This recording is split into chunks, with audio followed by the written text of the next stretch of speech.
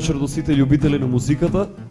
Јас сум Илија Кикиритков, а по пауза од неколку месеци повторно продолжуваме со емитувањето на емисијата Live Cover. Live Cover се емитува на фреквенциите на Угода FM 91 МГц и на телевизија Ирис. Вечерва, ова е трета сезона и прво издание од третата сезона на Live Cover посветено на джез музиката. А вечерва со мене се четворица момци, двајца доаѓаат од Струмица, еден од Кавадарци и еден доаѓа од Пробиштик. Тоа се Горан, Љубе, Пере и Мирослав. Добро вечер до сите. Добро вечер. Вие го сочинувате бендот кој се нарекува Open Jazz Quartet. Open Jazz Quartet. Вие сте студенти на джез одсекот при Музичката академија на Универзитетот Гоце Делчев, така? Веќе тројца се дипломирани, еден абсолвент. Да, јас, Пере и Љубе дипломиравме, го чекаме и Мици да дипломира. Така, да бидете комплетни. Да, сите сме студенти на Универзитетот Гоце Делчев Штип. Джез одсек, така? Да, на джез. Што ве натера да се запишете токму на джез одсек, бидејќи вие сте музичари, претходно дали имате свирено джез? Па секако дека се запишевме за да ги прошириме нашите знаења.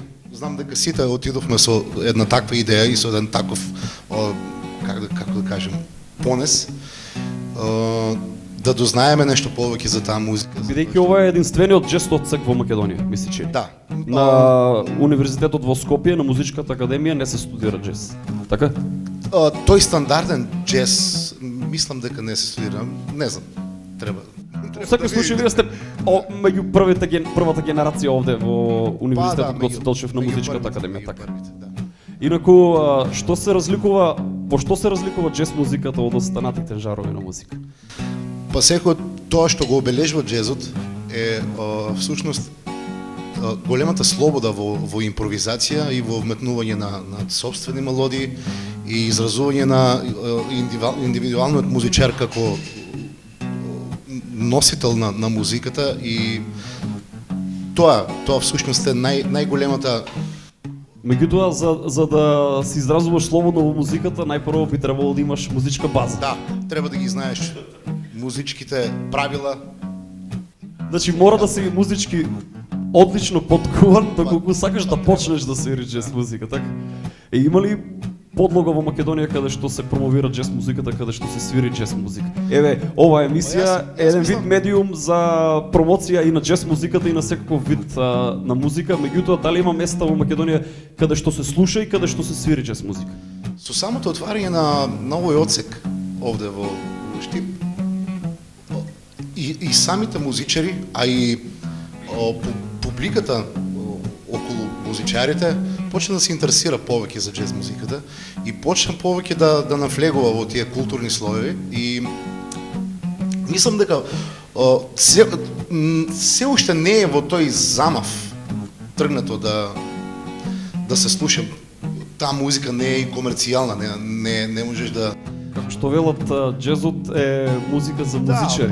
Да, па сепак треба да ги знаеш малку од малку тие правила на музика и да слушаш. Си има посебни правила во джез музиката, така? Па да, секако. Не е само bunch of notes. Така. Затоа вечерва Open Jazz Quartet ќе отсвири 5 теми, популарни джез теми, се разбира, така? И гледачите на телевизија Ирис и слушателите на Угода FM ќе имаат можност да се уверат во квалитетите на Open Jazz Quartet. Може да ги слушнеме.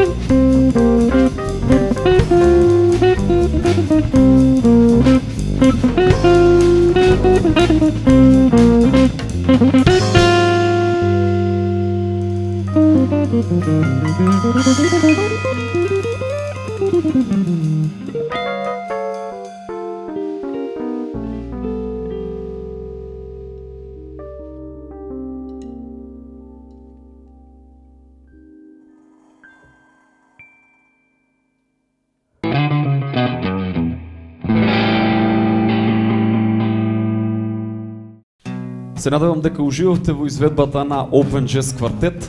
Инаку за крај, Горан треба да каже дека имаат уште еден член кој што од оправдани причини не беше присутен. Да се заблагодарам на слушачите и на гледачите што останаа со емисијата и издржаа до крај. Да, сакаме да го поздравиме Јане, нашиот саксофонист, кој од оправдани причини вечерва не е овде со нас. Ето да му посакаме побрзо заздравување. И во наредната прилика да ве слушнеме како джез квинтет плюс сакс. Фала ви многу на поканата. Поздрав до сите. Ви благодарам за учеството. Се гледаме во наредна прилика. Тоа беше се во издание на Live Cover, прво од третата сезона. Се гледаме исто така наредната недела со нови гости.